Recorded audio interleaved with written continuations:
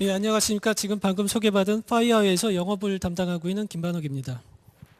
아침 일찍부터 오셔가지고 혼잡한 상황에서 많이 세미나를 들으시고 또 오전에는 또 영어로 된 세미나를 들으시라 많이 힘드셨죠. 그리고 또 이제 점심시간이 식사를 하신 후라 살짝 졸리신 시간일 겁니다.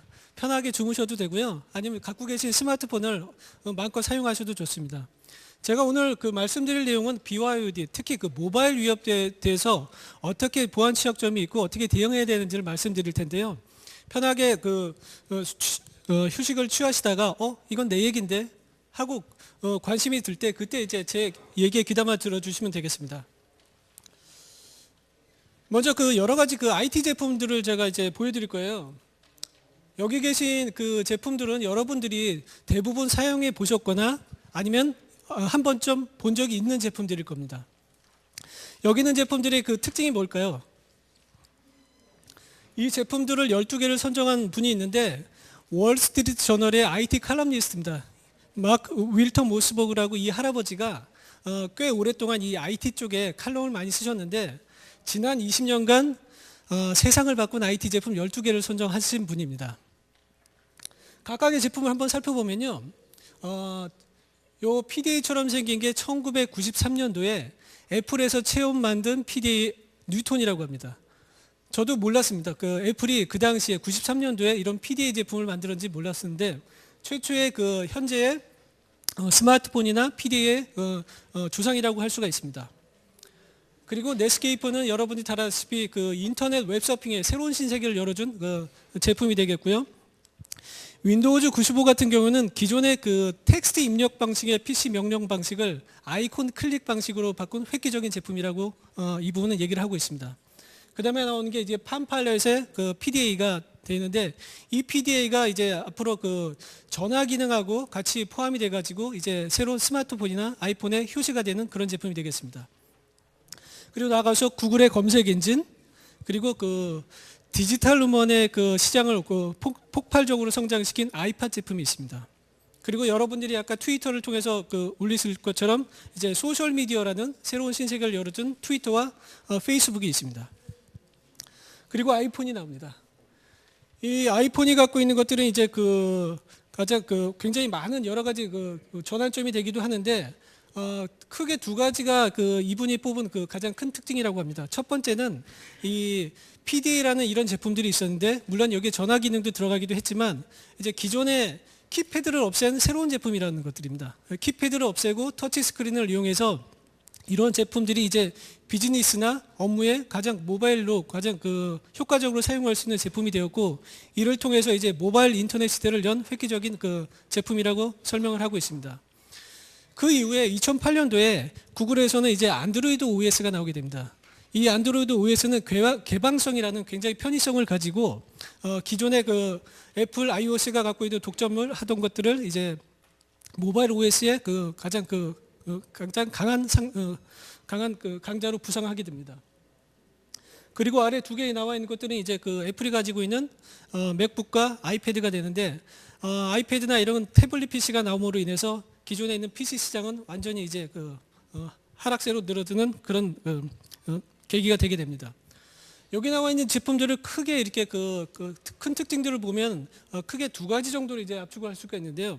기존에 있는 업무들이나 다양한 PC들을 내 손안에 있는 PC로 가져왔다는 것들. 그리고 이 PC를 가지고 언제 어디서나 이렇게 이동을 하면서 업무를 활용할 수 있다는 것들이 우리 세상을 지난 20년 동안 가장 크게 바꾼 IT의 혁신적인 제품이라고 설명을 할 수가 있습니다. 이런 IT 제품, 혁신적인 제품을 가지고 저희는 매일 새롭게 새로운 서비스나 이런 것들을 지향하고 있는데요. 그중에 이제 클라우드라든지 모바일, 그리고 소셜미디어, 그리고 빅데이터 같은 이런 데이터들을 크게 활용해서 이런 스마트 기기를 이용해서 언제 어디서나 사내 업무를 볼 수도 있고 교육을 받을 수도 있고 금융거래를 할 수도 있고 문화 콘텐츠들을 언제나 향유할 수가 있습니다. 앞으로도 이런 IT 혁신 제품을 통해서 이게 다양하게 저희가 사는 세상은 점점 더 이제 편리해지고 점점 더 날마다 새로워질 것으로 기대를 하고 있습니다. 그런데 이런 IT 혁신의 반대편에는 상당히 어두운 그늘도 있습니다. 이런 사이버 공간이 굉장히 개방성이 되고 오픈되다 보니까 여러 가지 부작용이 일어나게 되는데요. 각 국가 간의 이해관계라든지 정치적인 목적을 통해서 각 국가 간의 사이버 공격이나 사이버 전쟁이 저희가 모르는 사이에 굉장히 치열하게 이루어지고 있습니다. 또 하나는 이제 이런 금융적인 목적을 위해서 취득을 하기 위해서 사이버 범죄가 굉장히 팽창하고 있고, 이 중심에 있는 것들이 APT 공격이라든지 여러 가지가 될 수가 있습니다. 우리나라 같은 경우에도 작년에 보셨다시피 북한과 대처한 상황에서 3.20 사태라든지 6.25라든지 이런 사이버 공격으로 인해서 전 국가가 굉장히 피해가 되는 그런 상황에도 엮여 있는 그런 셈이 되고 있습니다. 특히 해커들이 침투하는 영역들은 굉장히 다양하게 있을 수가 있습니다. 여기 보시는 것처럼 이메일이나 웹 서버가 있는 DMZ 존을 공격할 수도 있고요. 그리고 IPS나 방화벽, 그리고 등이 있는 인터넷 접점 구간을 통해서 침투할 수도 있습니다. 그리고는 일반 사용자 네트워크를 통해서 들어올 수도 있고요. 그리고 데이터 센터의 중요한 서버들을 해킹할 수도 있습니다. 제가 오늘 말씀드리고자 하는 것은 이 영역 중에서 우선 모바일 영역을 통해서 들어오는 이 공격을 어떻게 막을 것인가 하는 부분이 되겠습니다. 이 5가지의 영역들은 모두 다 중요하다고 할 수가 있습니다. 왜냐하면 해커들 입장에서는 어느 한쪽의 한 기업을 공격하기 위해서 한 곳의 영역만을 공격하지는 않습니다. 여러 영역을 동시에 공격하게 되는데, 그러한 이유 중에 하나가 이런 각각의 영역에 대한 보안 솔루션은 잘 갖춰져 있지만 이런 영역들을 대응해서 상호 공조해서 찾아내는 것들이 굉장히 어렵기 때문에 여러 공격을 동시에 침투하는 경우가 굉장히 많다고 할 수가 있습니다.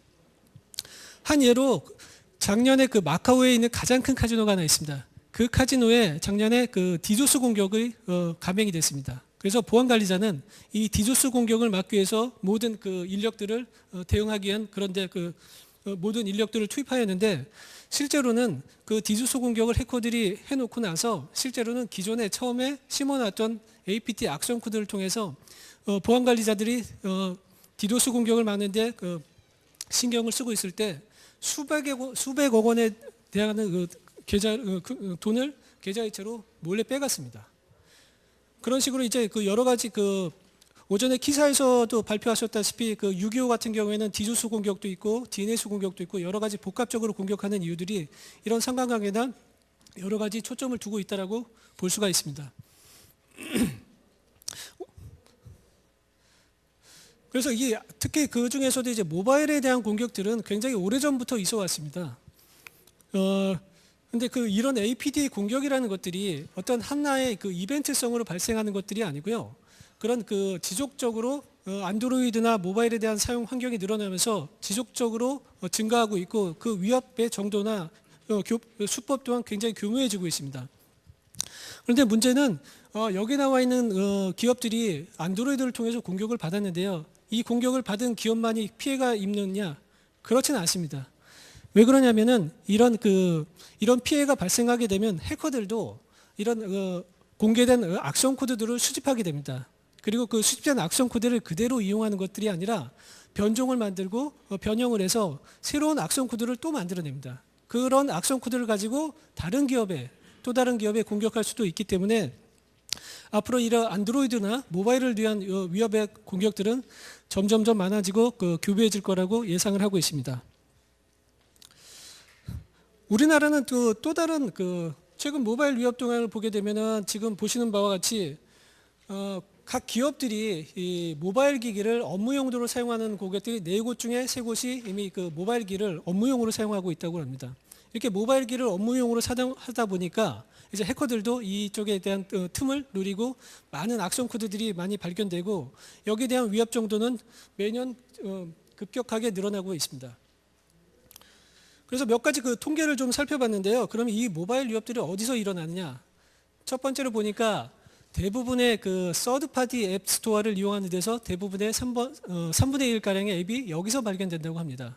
이 서드 파티 앱이라는 것은 여러분들이 주로 사용하시는 구글 플레이어나 아니면은 티스토어나 네이버 앱 스토어 이런 곳이 아니라 다른 앱 스토어, 그리고 또 하나는 이제 카페나 블로그에 앱을 사용받을 수 있도록 링크를 걸어놓은 곳들, 그런 곳들을 통해서 이런 악성 앱이 많이 전파가 되고 있습니다.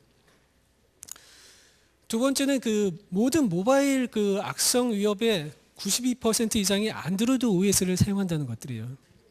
왜 그런가를 좀 살펴봤더니 아까 말씀드린 것처럼 안드로이드 OS는 굉장히 개방성을 가지고 있습니다. 그래서 어느 누구나 사용할 수 있도록 오픈된 공짜로 사용할 수 있는 OS입니다. 그러다 보니 여기 계신 분들도 사용하시겠지만 그 안드로이드 OS 같은 경우는 언제나 루팅이라든지 해킹을 어느 누구나 쉽게 자유롭게 할 수 있습니다. 그런 개방성 때문에 대부분의 모바일에 대한 악성 코드는 92% 이상이 이제 안드로이드 OS를 사용한다는 것들입니다. 네, 특히나 우리나라 같은 경우에는 그 안드로이드 OS를 사용하는 비율이 자그마치 93.4%라고 합니다. 물론 삼성 갤럭시라든지 LG의 스마트폰을 이용하는데 유독 우리나라가 안드로이드 OS를 사용하는 비율이 상당히 높습니다.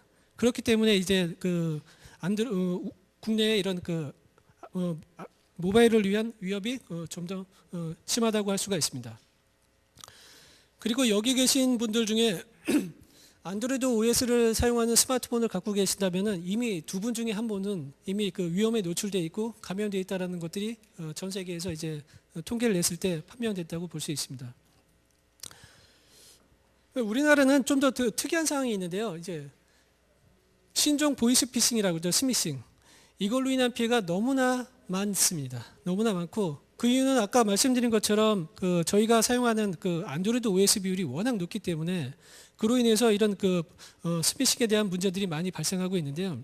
이 스미싱에 대한 것들도 자세히 보면 뭐 가장 많은 것들은 뭐 결혼식 청첩장이라고 얘기를 하고 있는데 여러 가지 뭐 쿠폰이라든지 상품권이라든지 여러 가지 형태로 이 스미싱은 점점 교묘해지고 점점 더 막기가 어려워서 이제는 이제 감당하기 힘들 정도로 이제는 그 한국에서는 이 스미싱으로 인한 피해가 아주 많아지고 있다고 볼 수가 있습니다. 그래서 이런 스미싱이나 모바일에 관련된 것들을 작년에 저희 파이어아이가 한 2개 정도 크게 탐지를 해서 그 언론에 공표한 적이 있는데요.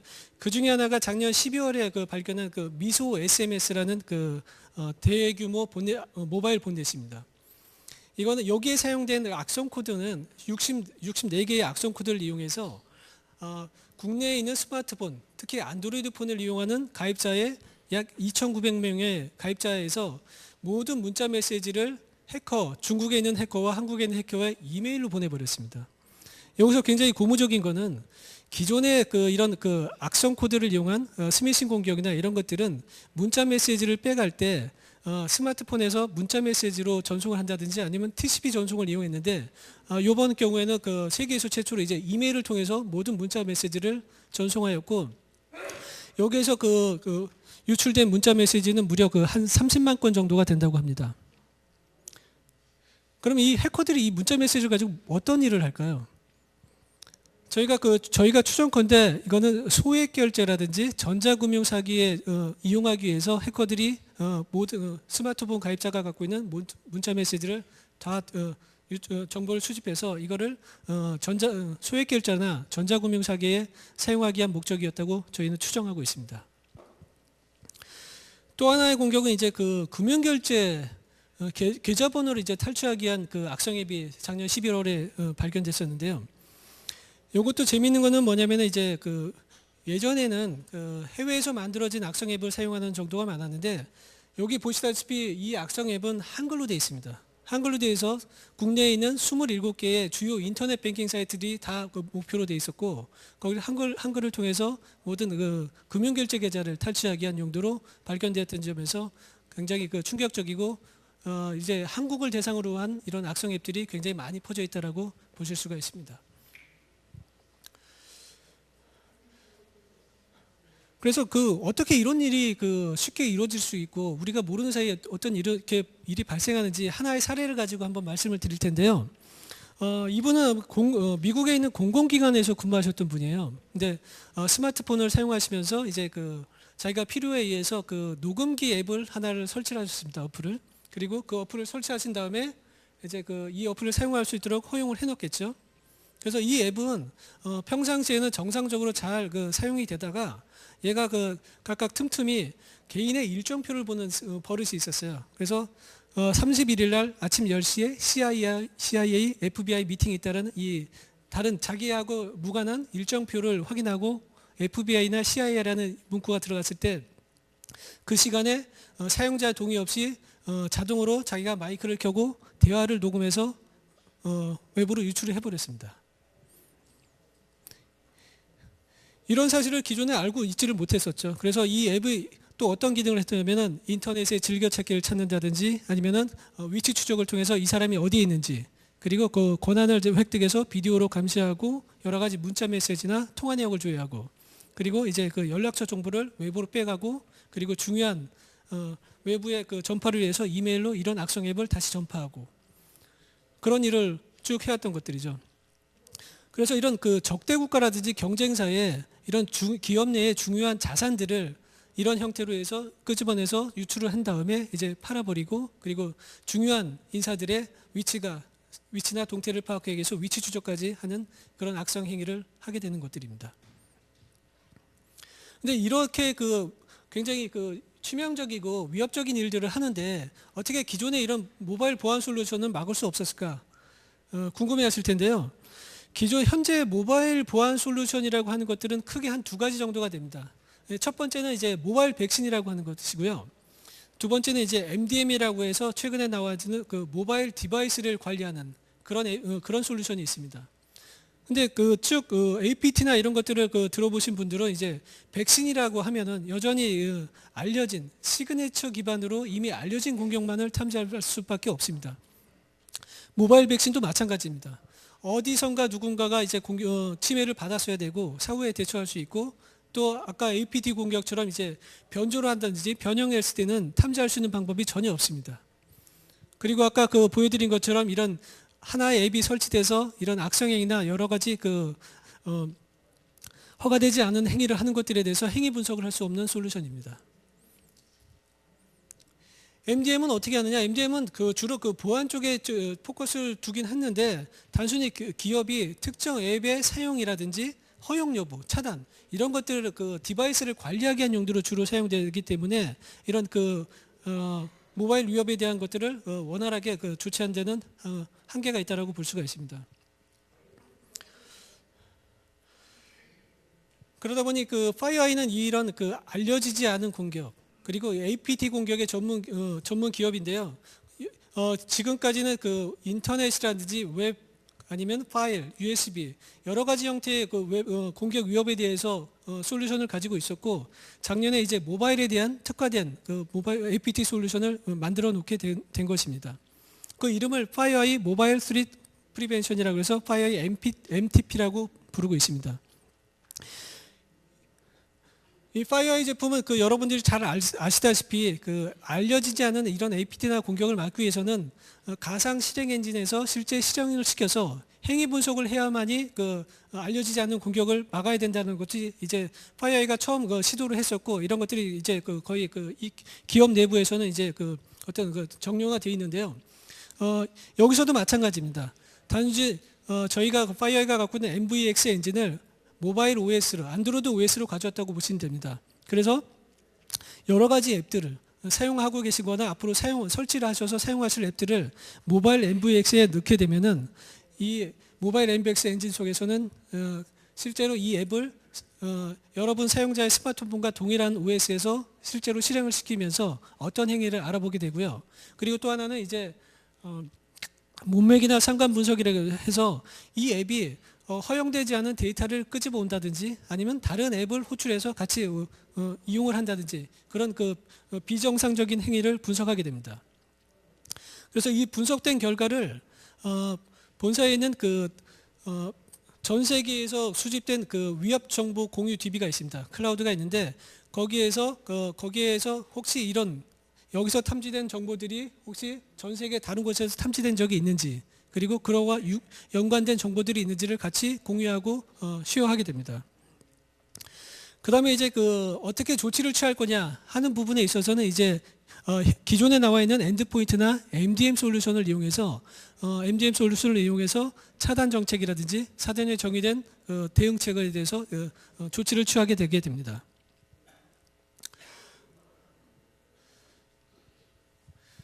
좀 더 구체적으로 좀 설명을 드리면은 이제 MDM이나 엔드포인트 혹은 또 다른 시스템이 있을 수 있는데요.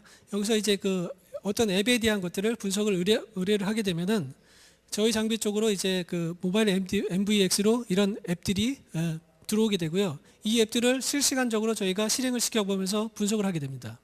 이 분석을 하는 과정에서 이제 행위 분석이라든지 아니면 외부의 CNC하고 연결을 하는 CNC 채널을 찾는다든지 여러 가지 그 행위들을 분석하게 되고 이 분석된 행위는 다시 DTI라는 위협정보 공유 클라우드에 연동돼서 정보를 공유하게 됩니다.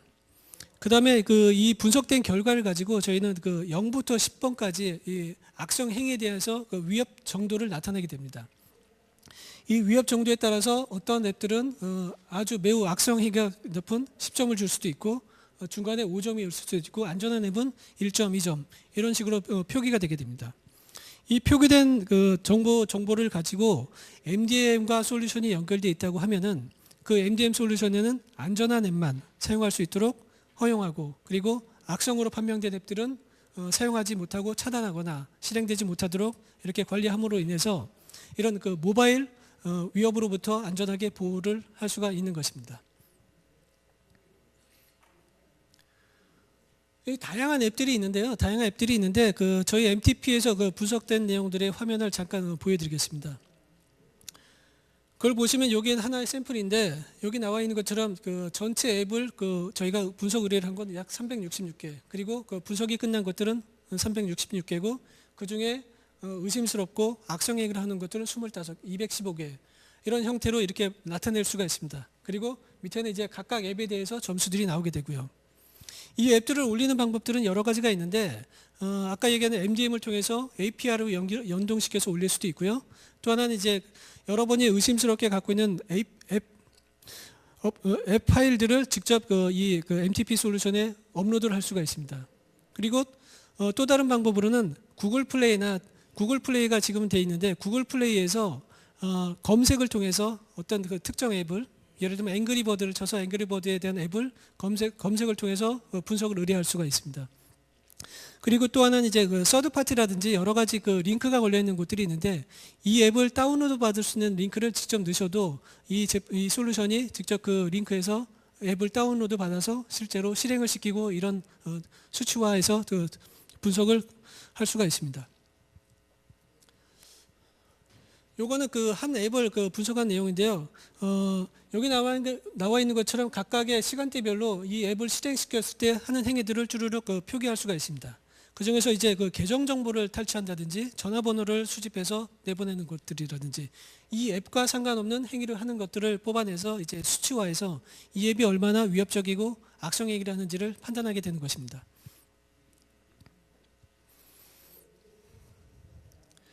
또 하나 그 재미있는 사례를 말씀드릴 텐데 요거는 아마 작년 3월쯤에 이제 최초로 발견된 형태인데 요거는 좀 더 이제 점점 더 이런 그 굉장히 교모해지는 이런 그 모바일 앱뿐만 아니라 APT 공격의 한 사례가 될 수 있을 것 같습니다. 이분은 그 포춘지 500대 기업의 IT 임원으로 계신 분인데 아마 저희 같은 요맘때 연말정산 시즌이었던 것 같아요. 국세청으로부터 이메일을 한 통 받습니다. 연말정산 서류가 미흡하니 수정을 해달라는 그 이메일을 받게 됩니다. 근데 이 최초에 이렇게 이메일로 들어오는 것은 오전에 말씀드렸다시피 이게 스피어 피싱으로 메일로 공격이 들어오게 되는데 해커들이 굉장히 그 진영화돼서 어떤 것들을 연구했냐면은 이제 모바일에 대한 환경이 많이 커지니까 이 이메일을 보는 것들이 사무실에 있는 PC로 볼 수도 있고 아니면 스마트폰으로 볼 수도 있는데 PC로 보는 경우에는 이 URL을 클릭하는 순간에 가짜로 만들어진 국세청 홈페이지에 들어가게 되고 그 국세청 홈페이지에 들어갔을 때 이미 그 안에는 이제 아이프레임을 통해서 새로운 그 악성 코드를 유포하는 익스플로이 서버가 박혀 있는 아이프레임을 리다이렉트해서 악성 코드가 심어지는 그런 형태가 됐습니다. 근데 이분은 그 스마트폰으로 이 이메일을 보신 것 같아요. 그래서 스마트폰을 열어봤더니 그 링크를 클릭했더니 그 해당 국세청 사이트를 들어가기 위해서는 어도비 플래시를 업데이트해야 된다는 이 경고 문구가 떠서 그거를 클릭해서 설치를 했습니다.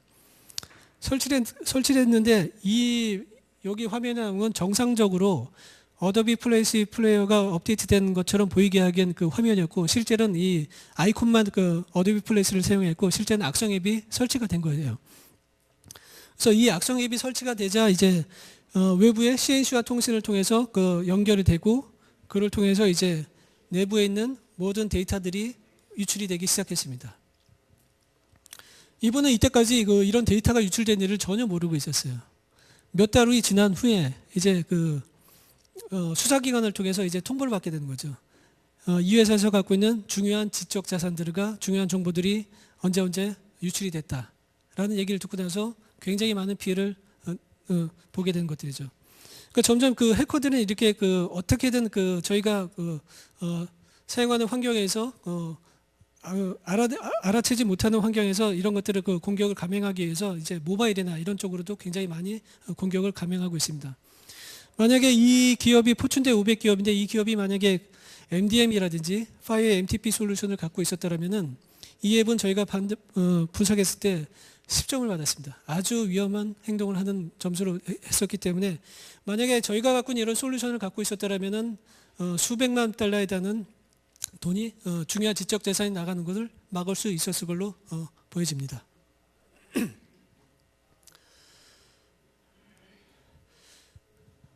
정리해서 이제 BYD 환경에서 이제 대응 방안을 좀 정리해서 요약해서 한번 말씀드리면요.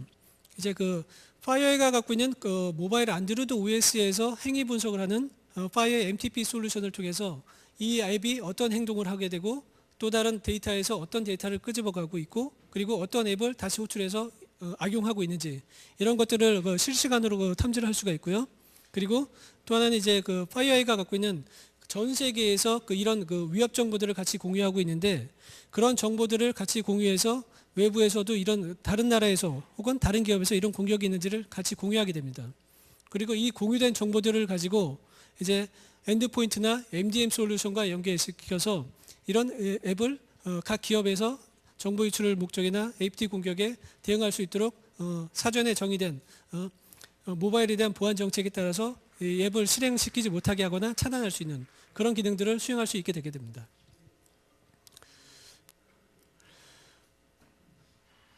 그럼 이런 MTP 솔루션을 필요로 하는 것들은 어떤 것들일까요? 한번 살펴보시면은 이제 그런 모바일 오피스를 많이 이용하시는 곳들 그리고 이제 이런 모바일에 대한 위협에 대한 분석 관리를 하시는 분들이 필요하시게 되고요. 그리고 또 하나는 이제 앱을 개발했는데 기업에서 사용하시던 어떤 하청을 해서 위탁 업체한테 이런 앱을 개발하라고 요청할 수도 있습니다. 근데 하청업체를 통해서 악의적인 목적으로 그 앱에 악성 코드가 들어가 있는지 악성 얘기를 하는지를 사전에 이 앱을 사용하시기 전에 확인하는 그런 절차로 사용하실 수도 있고요.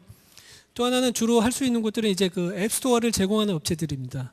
구글 플레이는 이미 저희 걸 사용하고 있는데 국내 같은 경우는 뭐 티스토어라든지 여러 앱스토어에는 이미 많은 앱들이 올라가 있습니다. 근데 그 앱들 중에서 어떠한 앱이 실제 악성 행위를 하고 위협적인 앱들인지는 판단하기 어려운데 이미 올라간 앱들을 저희 MTP 솔루션을 통해서 이미 올라가 있는 앱들을 한 번씩 체크를 해서 어떤 앱이 악성의 행위를 할 수 있는 위협적인 것들을 찾아낼 수가 있고요.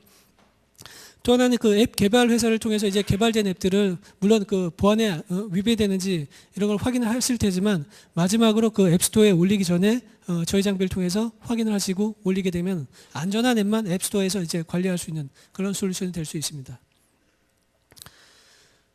더 나아가서 이제 일반 기업 같은 데서는 이제 말씀드린 것처럼 이제 적극적으로 모바일에 대한 위협을 방어하고 모바일 정책에 따라서 강력하게 통제하기 위해서 저희 제품의 엔드포인트라든지 MDM 솔루션을 결합시켜서 하게 되면은 훨씬 더 이제 보안 정책이 강력하게 통제를 할 수 있습니다. 그런 솔루션 중에 하나가 이제 모바일 아이언인데요. 이 모바일 아이언은 이런 MDM에 대한 모바일 보안 관리 솔루션의 선두 기업으로서 제 세션이 끝나고 그 다음 세션에서는 이 모바일 아이언이 어떻게 이제 모바일 보안 관리를 더 철저하게 할 수 있는지 그거에 대해서 설명을 드릴 것입니다.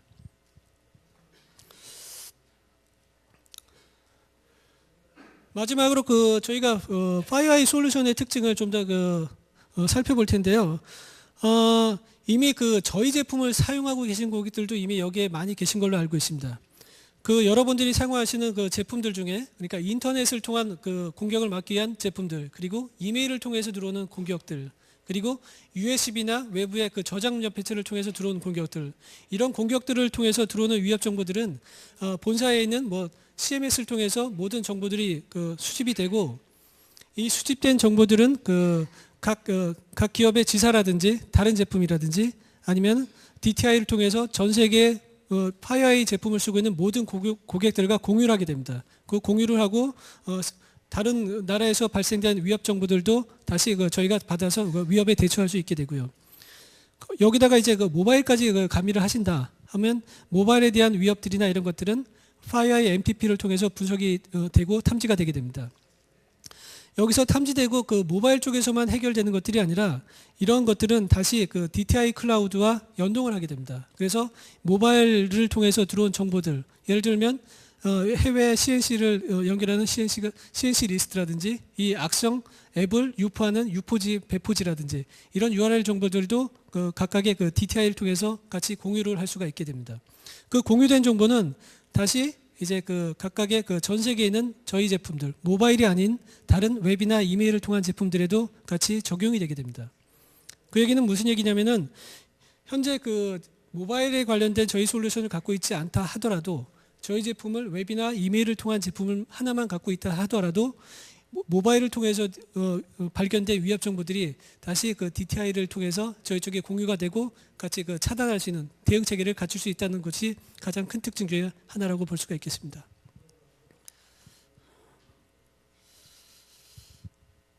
여기까지 제가 드린 솔루션이 마지막이고요.